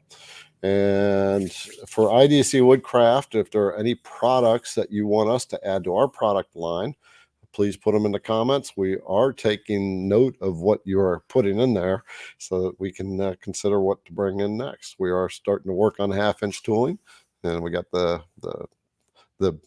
roughing bit 1/2-inch that we have gotten. We got some other tooling, and we're working on a 2.5-inch surfacing cutter. Got calipers coming. And for those who are on the CNC Insiders list, when we release IDC branded products, then for a short time, those who are on the CNC Insiders list will get a discount on those new products. So they usually wipe us out, Daniel. It seems like I can never buy enough to handle even those who are on the Insiders, the email list. All right, let's roll on from Waldron. Is a super longboard coming for his Longmill? Will I need to make any changes to the spindle system when he switches out the longboard? So just a precursor to that, Longmill has their standard longboard. That's the board that's in their controller right there, that black box right there. And they have developed a new circuit board, a new board that is intended to be more like the Masso type of controller, but it's going to be a lot less expensive. For those of you who don't know, the Masso controller is an advanced controller for your machine. It can handle almost most of the industrial tasks that the big industrial machines have, whereas your GRBL systems, like what is in the firmware, and that can't handle some of the advanced G codes and some commands that will run through, like G2 and G3, which are circular commands, or your drill cycles, like G74 and what have you. So, all right. So the super longboard, go ahead. So I've also got a super longboard coming for my Longmill, and I'm very excited to get it in. The number one goal is going to be hooking up the actual spindle system. I do not think there's going to be any major changes. So once I have it, we're going to be digging into the software to make sure that, well, first the hardware to make sure that it still has the digital PWM signal. I doubt that they've changed that. They seem to be pretty happy with that signal, but I don't have any inside information from Science Labs. But we do have it on the way, so we can get it fully documented on our website, and yeah, just make it easy. So on the software side, I'm also not sure. I don't know. I'm excited to get the super longboard in. Yeah. So if there is a change, how will you inform the Longmill owners? So if you've signed up for our subscription, our newsletter, or on our YouTube channel, or even in our forum, forum.pwncnc.com, we announce all of that. We keep everybody updated. We provide all of that information, certainly on our KB at support.pwncnc.com. We are publishing as much information on spindles and our accessories as we possibly get our hands on and verify, so that you guys get good information. So we will be publishing it just as, probably a day or two after I get my super longboard in. All right, cool. So you're going to get it in, you're going to plug it right in and make sure it works. And okay, cool. Yep. All right, Big Sky Maker. Can a vertically hung Onefinity 35 original support a spindle? Theoretically, yes. I have not heard anybody say no. So what he's referring to is there's a you can take your CNC machine and actually mount it up either at an angle or up on the wall. And then you mount all your stock and you can actually run your machine sideways. So that's what he's referring to. I don't see any reason why it would not work. The weight of the spindle is probably the biggest concern. But even then, those are pretty beefy ball screws on the y-axis as well as the z, both y-axis and the x-axis. So I don't see why it would not work. Yeah, the one unit or style I would not hang on the wall are belt-driven machines. Belts, that weight can make it skip a belt, or skip a tooth. Definitely, so, especially if your belts are not tight and set properly. David Daly, what tubing is recommended and has the most flexibility? Okay, so he's referring to the silicone tubing is what I have, and that's the flexible stuff. Oh wait, nope. You've got what I would recommend actually. Okay. That is, we call that, or actually the manufacturer calls that super thane. It's more flexible than PU, or what's most commonly purchased with the Amazon special spindle kits. We found an American supplier who manufactures this here, I believe, Idaho or someplace like that. It's manufactured here in the States. It's called Super Thane. It has enough of a flex where you could put it into a cable chain and it won't bend and pinch off the coolant supply. We've also purchased from that same American supplier silicone tubing. Many in the community prefer silicone over the PU tubing, the standard tubing that comes with spindle kits normally. And so you can think of that's really stiff stuff. If you try to bend it, it won't actually pinch off the supply. So we found that Super Thane is like the recommended. It's really nice stuff. It's very flexible for cable chains, but it does not pinch off.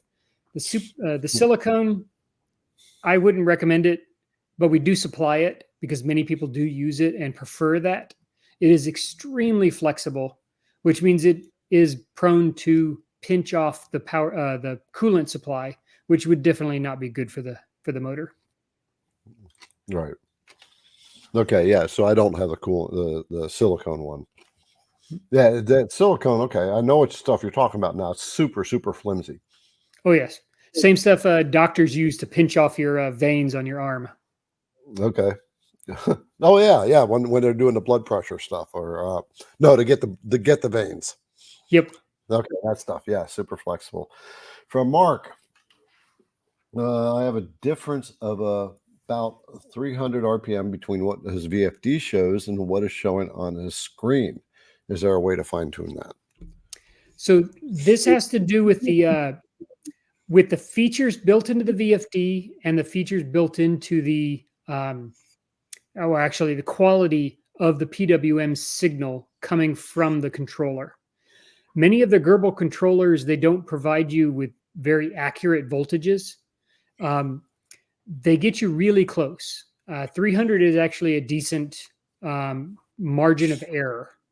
Usually 300 RPMs is not enough to affect the way the bits work, as far as I'm aware. I can attest to that. Yeah. As IDC Woodcraft is a router bit company, I can attest to that. So I do want to mention there is a way to tweak it, though. So if you've got a Longmill specifically, they have the digital converter is required to hook it up and control it. So if you have a Longmill and you've got that digital converter, if you open that up, there's a little blue box inside with a little potentiometer dial thing that you use a screwdriver to change. What I default that to is basically 1800 RPMs is what I try to fine tune, or 18,000 RPMs. I try to fine tune that digital converter so that if your controller says 18,000, your VFD says 18,000. The higher RPMs you go, that may change. It may go in the higher range. If you go down below that RPMs, the skew, the difference between what you see on the controller and what you see on the VFD is different. If most of the bits you run are 16,000, for example, then open that converter up, tweak it so that it's perfectly showing 16,000 on the VFD and 16,000 on the, it usually takes a fraction of a turn on that screw, and then you can fine tune it. But know that when you go higher than that, the deviation is going to be greater. Okay, so the converter is the black box that we screw into the VFD that's coming with the Longmill, right? Exactly. Okay. Yeah, so there's a little, I can't really get the camera down to it, but it screws into the side of the VFD. It's a little short cable, and then there's a box about yay big, and that's the converter. So you're saying open that up, look for the pot in there, and adjust it. It's a blue potentiometer, right? Okay. All right, cool. Michael, is the VFD constant current or constant voltage?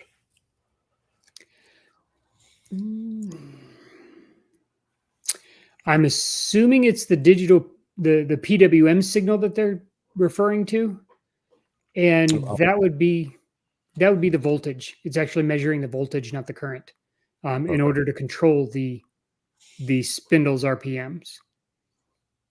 Okay, I don't have a clue what that question asked. All right, Lauren. Hey, Lauren, how's it going? Will the spindle and my Longmill work on a single circuit? So, yes, theoretically. So a 110 spindle will take up to 12 amps of power. Now, a Longmill, a controller, I believe it's anywhere from 3 to 6 amps required to run the controller, especially if you're carving into some really dense material. You may require more amperage to go to the stepper motor drivers in order to push the machine through that stiff material, that denser material. The same the same applies to the spindle motor. So if you've got your spindle motor running along and it runs into a knot in the wood, for example, a really dense spot, it needs to ramp up and basically pull more amperage in order to get the spindle through that knot. So and maintain the speed, in other words, right? Exactly. So they call that sensorless vector control is the buzzword for that. But what it's doing is it's pulling more amperage. So if your Longmill is pulling 4, 5, 6 amps, and then your spindle is pulling 12 amps to get through that, let's say you're running at a higher RPMs, you got to add those together, those amperages together. And if your circuit doesn't provide that, then you can't do it. So, for example, if you're running a 110, 20 amp circuit, yes, you could probably get away with running your spindle and the Longmill on the same circuit. Most houses have 15 amp circuits. So the answer right there is no, because 15 is minus 12. That gives you 3.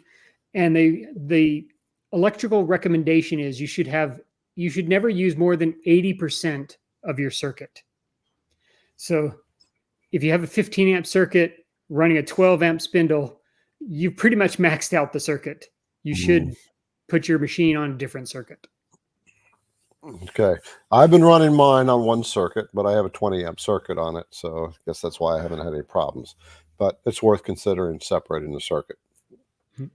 Good question. From AKE,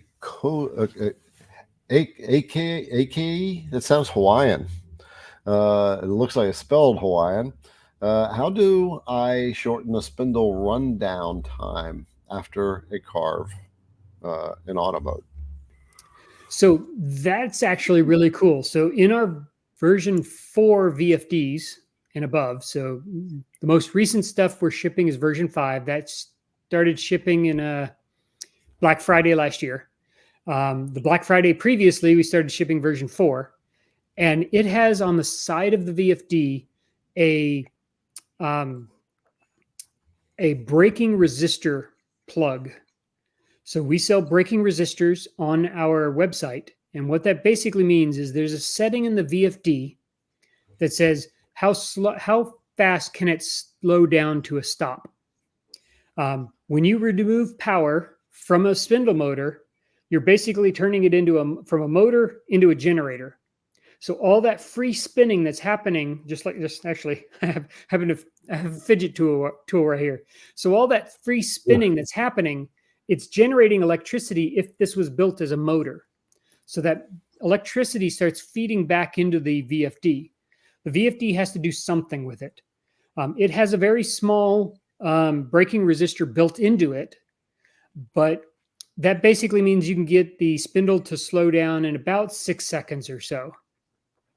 If you add a braking resistor, like the one that we have on our website, plug that in, you can adjust one little setting in the VFD's programming and go from 6 seconds down to, say, 4 seconds. You might even, with some, if you marry up the VFD and the spindle with the braking resistor, you might even be able to get it down to maybe 3 seconds. 4 is our recommendation. So you can slow it down by adding that simple addition to the spindle kit. I'm trying to find it on your website here. So there it is, braking resistor. I'll link that in just a moment. Okay. So we are at 20 minutes before we're going to be done, and just want to first of all say for PWN, find their YouTube channel. Julianne will link it in the comments section, and subscribe to the YouTube channel. And you can subscribe to IDC Woodcraft. I teach the Vectric software. I teach about routers. IDC Woodcraft is a router bit company. I provide all the resources that you need, not just for router bits. I come from the school of thought, Daniel, where we need to teach from all directions. So I teach the software. I teach how to set up your machines. I provide things like the setup sheet that I showed you before. And I've got on the IDC Woodcraft website is your databases for your software. And when you order from IDC Woodcraft, you will get you get a bag of M&Ms. It's a big joke. And speaking of M&Ms, pick out 3 colors. just name 3 colors in the comments. We got Julianne is like M&M going crazy over there with some kind of M&M ideas. But anyway, your package will also have a nice little personal note on it. But we also give a chucking guide, which I don't have in front of me right now. It's a sticker that tells how you should chuck up your router bits and how you should not chuck them up, because there are ways that people chuck up that they end up breaking their bits or causing other damage because they don't know that they're chucking them up wrong. And lots of other resources from IDC Woodcraft. So subscribe to the channel if you're relatively new, or you've got some experience under your belt. I don't have just a Longmill over here. I've got a Phantom 4x4. It's got a 6 horsepower spindle on it, and believe we're going to be upgrading that with an automatic tool changer.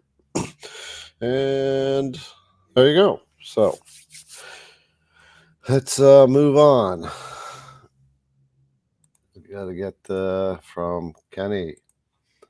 Let's see, Kenny has a 2.2 kilowatt water-cooled spindle, and vid for that spindle that I got for another machine, but kept when I got rid of the machine. He has a Longmill 30x48. Is the interface available to purchase? So I guess he's looking for the little module you're talking about. So yes, 2 things. So for that, if he has the 80 mil, for the Longmill, if you don't have an 80 millimeter mount, you'll need that. And then what he's probably referring to is the control cable. That's what we call it in our catalog. In there, you can specify what you're going to need is the generic ferrules to digital PWM converter. It's one of the options when you look for control cable in our website. The one with the digital converter is what you're looking for. Okay, I'll bring that up.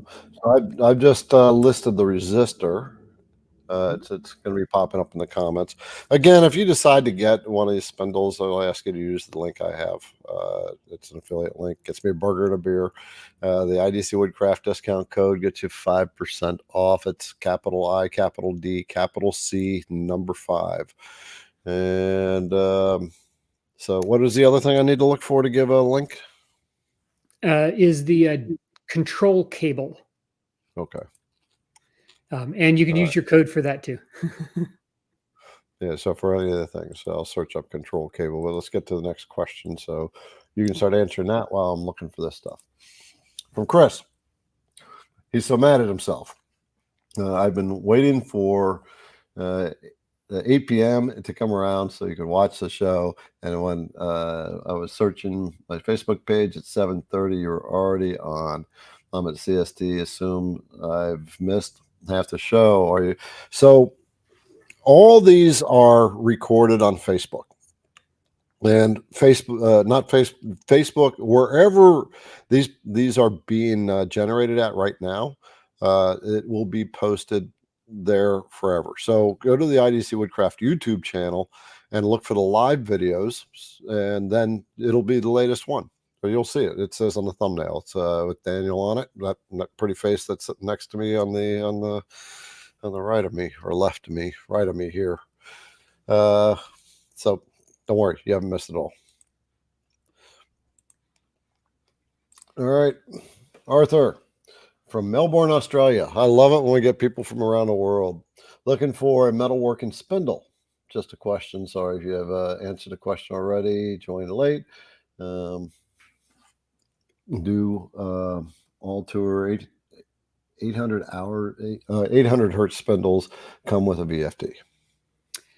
So all of our spindle kits come with a VFD for sure. You get the complete package, which is plug and play. And to get it set up to automatic, we're here to help you get that working. The metalworking motors, I've tried to provide a standard where 800 hertz is the option for the metalworking motors. That's both our metalworking motors and our ATCs, which are metalworking motors. Both of them come with a VFD. It's the same VFD that everybody has. So if you're upgrading from a woodworking spindle kit to an ATC, there's a couple of settings in there that you need to change that basically tell the VFD that it's 800 hertz. So I will give you a little clue. The hertz of a motor is basically the accuracy of controlling the RPMs. So while the controller uses 0 to 5 volts or 0 to 10 volts of sliding scale, from the VFD to the motor is a 3-phase motor, it uses hertz. So it's either 0 to 400, a sliding scale, or 0 to 800. We chose 800 as our metalworking motor standard because it provides it's a bigger scale. So it gives you more accuracy on when you actually hit that RPM target. So running 400 hertz means you're running at half the capacity of the motor. Running 800 hertz between the VFD and the motor means you're running at full capacity for that motor. Hopefully that helps. Yeah, interesting. Very interesting. That's I'm learning so much tonight. So cool. All right, Sam. I have water-cooled spindle. Can you provide dust collector info and cost? So I wanted to bring that up before for dust collection. You've got several dust boots. We do, yes. Yeah. So how you can answer the question, then share with me how we determine what dust boot to use from your arsenal of dust boots that you have. So every time I tried to do a different carve, I found that dust boots worked better. Some dust boot designs worked better than others. And I'd usually try every dust boot in my collection to see which carve worked best. For example, a 3D carve, a spindle mounted dust boot works best. The reason is because as the spindle comes down, the dust boot and the brushes that are on it go down with it. And especially if you're doing deep carves or something like that, you want those brushes to go down because the brushes hitting the stock is what provides you this, what I call a brush seal, right? You're tickling the top of your stock, and it provides a nice seal for your suction to actually just pull everything inside of that brush container. On a 3D carve, you're going down into your stock. So you want that brush to touch the stock all the way down into those deep crevices. A 2.5D carving, for example, like some of the signs where you were putting the, putting my hand right up into this camera. The name signs that you were held up a couple of times with the blue stencil on top. Yeah. Those I call 2.5D signs. Basically, the carving is not very deep, and the surface it's pretty steady. So if you have for example, a Z independent dust boot, like our version 2, version 3, version 9, we have several versions of those, but the boot stays independent of the spindle going up and down. So you set the boot at the height of the stock, the spindle comes down and does its job and then gets out of the way. This is really great for filming and that sort of thing. So especially if you want to film your carve. Now, which boot you choose will depend on a couple of things. What you like to carve, and whether you end up with a lot of stringy dust or whether you actually dust particles. So if you're doing dust particles and you're using a shop vac, hooking up a version 2 dust boot is perfect. The version 2 has a very small intake on the boot, and shop vacs usually require high static pressure. If you're doing something with a dust collector, like a low-powered dust collector, like a 1.5 horsepower, the version 3 is actually ideal. It's got a much larger intake. Of course, if you're using something like a 2 horsepower dust collector, you're going to want to look into like the version 9, where you can bring a 4-inch hose into right behind the gantry, right down into the dust boot, and it's got a gigantic intake to pull in all that dust, the strings, however you carve. But again, those are great for 2.5D carvings. You want a spindle mounted boot like a version 7 or a version 10, which brings the hose right in the front of the spindle and down into where you're carving, and it goes up and down with your spindle. Okay. All right, we got John. Can you switch from an air-cooled spindle to a water-cooled spindle? What do you need to do? So you absolutely can. You need 2 things. You need the motor and a cooling system. So the motors and the cooling system are both available on the website. And those are literally the only 2 things you need, especially if you're going from a 1.5 kilowatt air-cooled to a 1.5 kilowatt water-cooled. So when you're saying the motor, you're talking this guy right here, right? Yep, the actual motor. You change up the spindle, so you get to keep the VFD, but the spindle itself needs to change. You will have to buy some other stuff. Again, watch that video that I created, because I talked about everything you need, and I link it all in the description. Matter of fact, Julianne, did I put together a document that's got all that stuff? I think I'd made a PDF of that. Yeah, okay. That's why I got Julianne as my administrator, because I can't keep this stuff straight. All right. Mark Lindsay. Good old Mark Lindsay hanging out there. What does each of the spindles weigh? His 4 horsepower air-cooled spindle is a beast and weighs a ton. So we have all of the specs, the drawings, the sizes, the dimensions, the weights, all of it on our KB, our knowledge base, over at support.pwncnc.com. And I would actually have to look up what those weights are. I don't know it off the top of my head.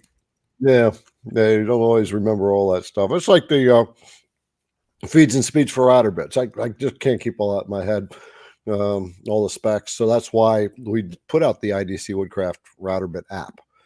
So some people ask me, why do I even need an app for my phone that tells me my feeds and speeds? It's got all the specs for the app, for the bits, but most people are going, this has been in a godsend. You don't have to go to your computer and search for stuff anymore.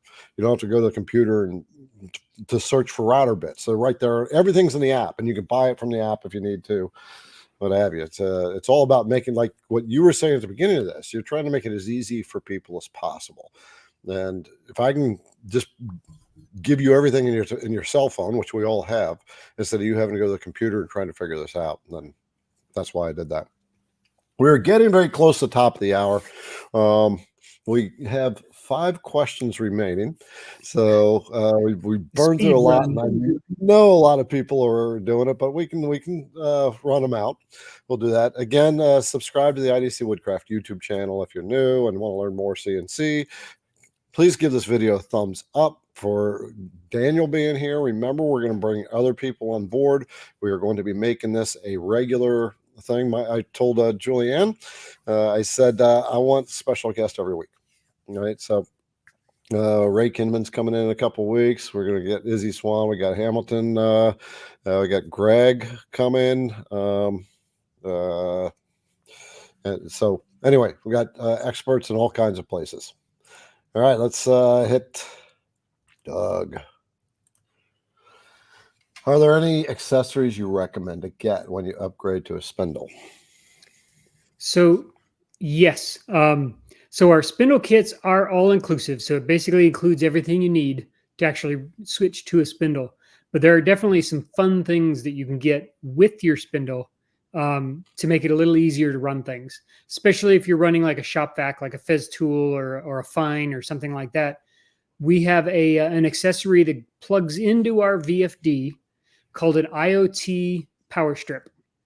One of the ports on our VFD is an output that when you plug in the power strip into the side of the VFD, when the motor goes above 5,500 RPMs, it will turn that power strip, which is AC power strip. It'll turn that device on. Many people are using it for their pond pumps. So if they're using a water-cooled spindle, they'll use that power strip, plug in their pond pump, and that way they know that every time their spindle runs, the pond pump turns on, and they don't have to remember it. The same goes for the shop vac. I actually have my my air-cooled spindle out in the garage hooked up to my Poco Pro, hooked up with the fine and a power strip, and I never have to think about my power strip or my shop vac. Right. So this is something just to take note of. The IoT switch is not what we have talked about at all. And so if you have the water-cooled spindle, you want to get the IoT switch with it. So what that does is when the spindle turns on, the VFD sends a command to the IoT that tells it to trip the relay, and that sends power to whatever you have plugged into the IoT. The IoT looks like a little power strip or a power box that you plug things into. And the one I have has 4 ports. 2 of them are automatic, are normally off, and 2 are normally on. And what that means is when the IoT is not getting a signal, 2 of the outlets have power to them, and 2 of them do not. When the VFD sends a signal to the IoT, then what it does is switches that. And so I have the water pump plugged into the one that's normally off. You can plug a shop vac into the other one that's normally off. But remember, we were talking about amperage draw before. We got the machine is drawing amps, the spindle's drawing amps. Now you have a water pump drawing amps, and now you've got a shop vac drawing amps.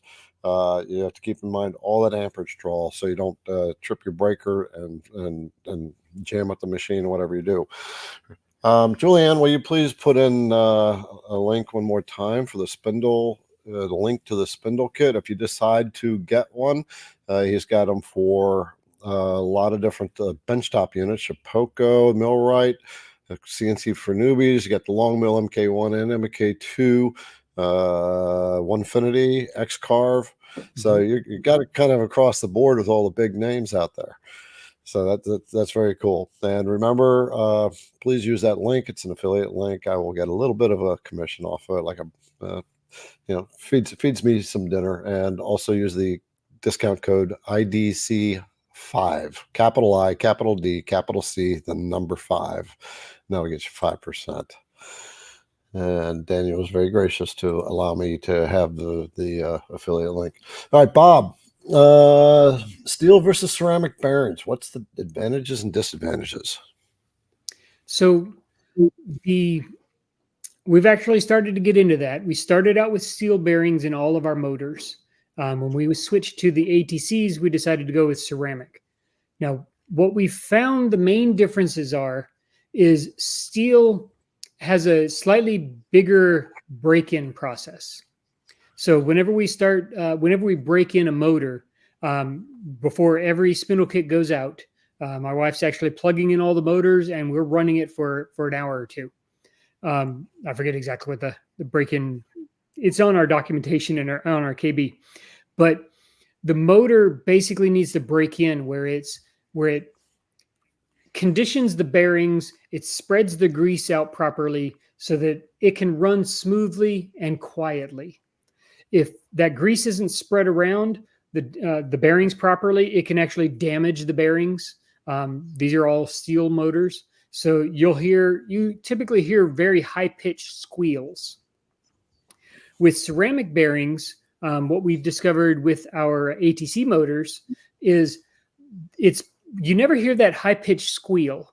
What I ended up hearing on the ones that are having issues with the ceramic bearings is it almost sounds like there's sand inside of the motor.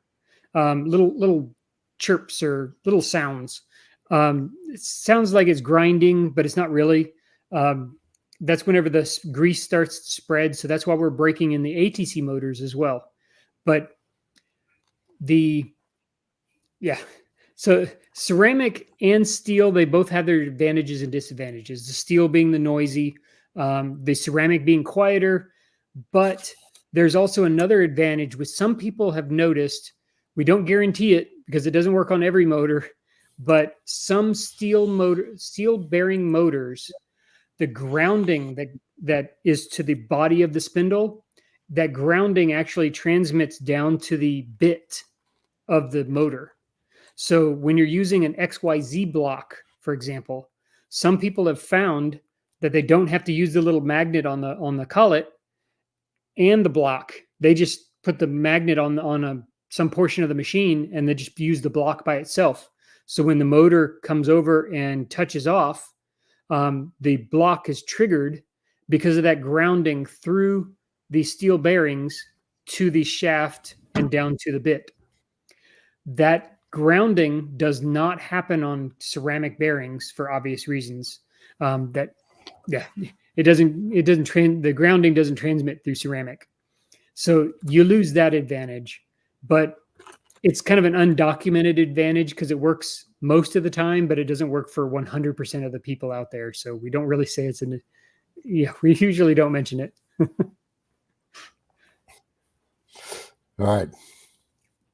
Yeah, that's interesting. I never thought about the ceramic versus steel bearings. Bill, what are your spindles? Where are your spindles made? So in our KB, I actually give a good description of, actually it's linked to from the product page of the spindle. Why should I buy a PwnCNC? And it basically mentions why we got into this, the goals that we have, which trying to help people in their systems. And I also mentioned where and how we chose our suppliers. So our spindles are made in China. They're made by a company called G-Penny. Because of the volume we've bought from them, we've got a lot of pull with them, which is awesome for our customers.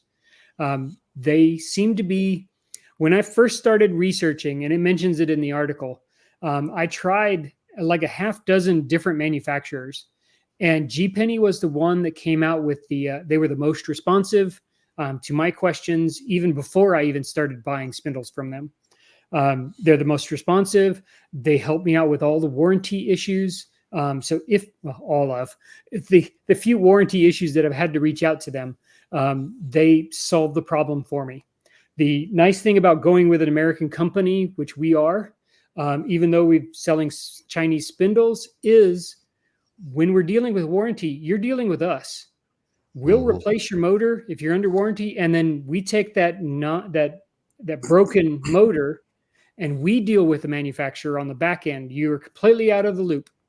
The reason is you're back up and running with your motor, with a replacement motor, so that you can just keep going. This year, we've made it a goal to most motor issues tend to be related to the bearings.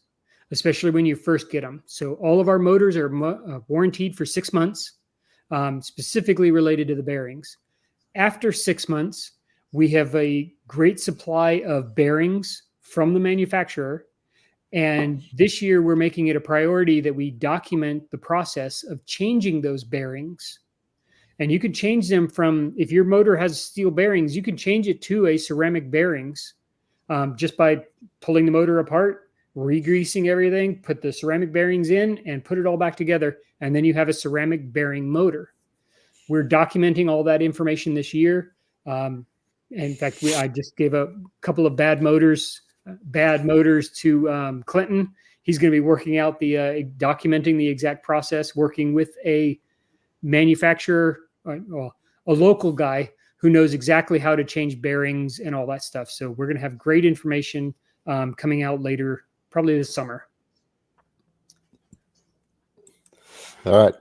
And so I'm going to touch on that here. One of the things that when people are asking when they ask me what router do I think they should get, or they even recommend a specific brand.